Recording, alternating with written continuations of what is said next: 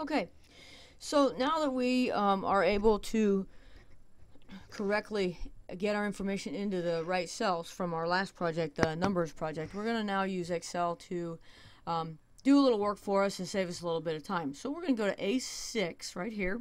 We're going to type in 8 o'clock. Okay, so we're going to type in 8, and then the dot dot is called a colon, and that key is right next to the L on your keyboard, and you have to hold down shift and then push that key next to the L in order to get the dot dot. If you don't hold down the shift, you get dot comma, and that is a semicolon, not a colon. So you hold down shift and push the button next to L to get the colon, which is dot dot, and then 0 0. It's important to get 0 0 and not the letter O, the letter O. Okay, and then we're going to come down to A7 and type in 8 colon 10.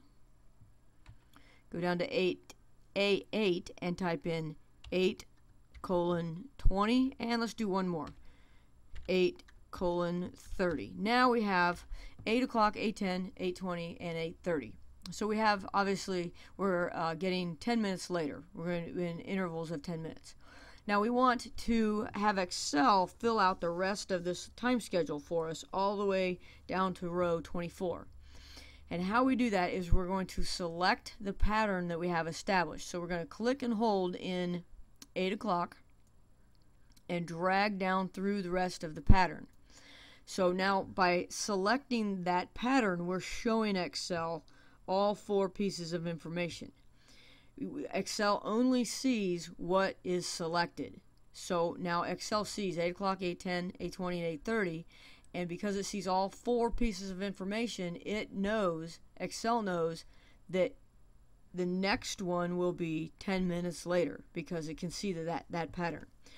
With it selected, with all of the pieces of information selected, we're going to go down to the bottom right hand corner, and right at the corner of the bottom border and the right border, there's a little tiny box. It's the fill box. We're going to grab a hold of that fill box. We're going to click and hold, and we're going to pull the pattern down, or we're going to fill the pattern down to row 24 and let go.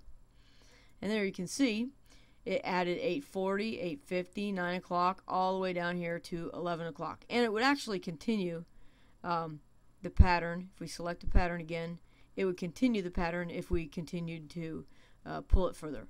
Okay, so I'm going to show you that one more time. We're going to select the pattern, and this is the part that people forget to do. We're going to click and hold and select the pattern and then let go. You're showing Excel the pattern.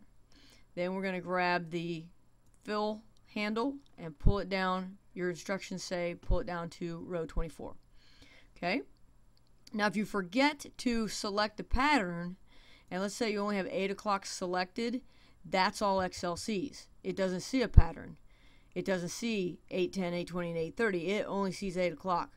So if I have 8 o'clock selected and I pull the fill handle down, it's just going to guess what it thinks we should do. It's going to say, all right, well, maybe 8 o'clock, 9 o'clock, 10 o'clock, 11 o'clock, 12 o'clock. Because I really only showed it 8 o'clock because it couldn't see anything that was not selected. It didn't see this pattern of every 10 minutes. So you have to show it the pattern and let go. Then grab the fill handle and pull down, and there you go. All right, going to go over to C6 and type in the abbreviation for January, the abbreviation for February, abbreviation for March. Okay, I'm going to select the pattern, let go. We're going to pull it down to row 17, and it filled in the rest of the month's abbreviations. Now with that one, it may have guessed if you had forgotten to select the pattern because it was January, February, and that's pretty distinct. Excel probably would have even guessed that one right, but it's lots better to get in the habit of select that pattern and then let Excel fill in the rest. We're going to type in E6, sun for Sunday, Mon for Monday, TUE for Tuesday.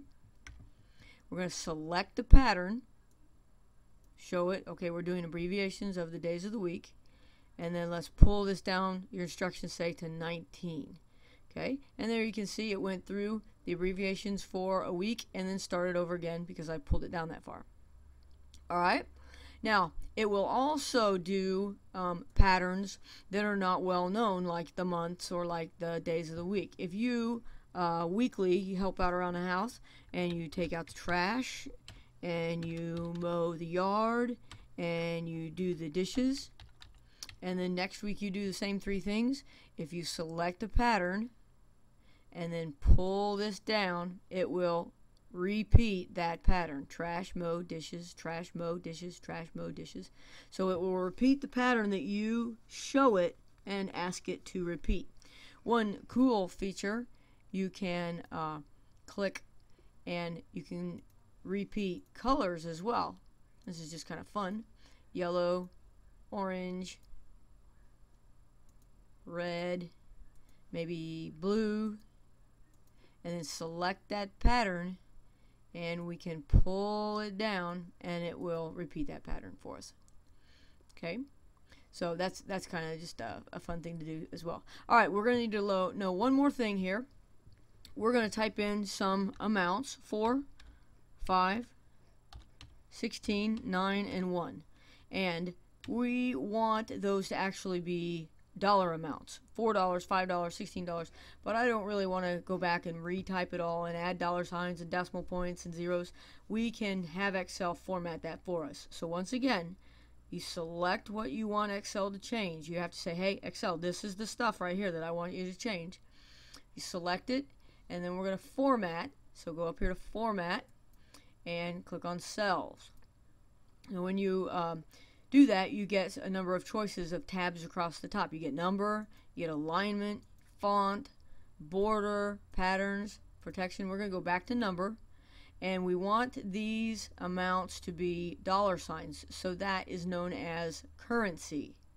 Okay, click on currency and click OK, and you notice that now they represent dollar amounts. It added dollar signs, decimal points, and zeros. So it saved us a lot of time. It saved us typing $5 signs, 5 decimal points, and 10 zeros.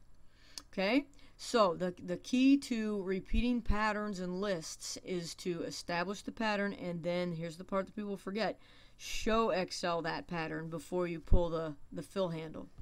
All right, your instructions say next to please type in your first and last name and save this. Save as. Save it in your documents as your last name and the word lists. Click on save. And then please also save it in the drop drive so that you can get credit for this assignment.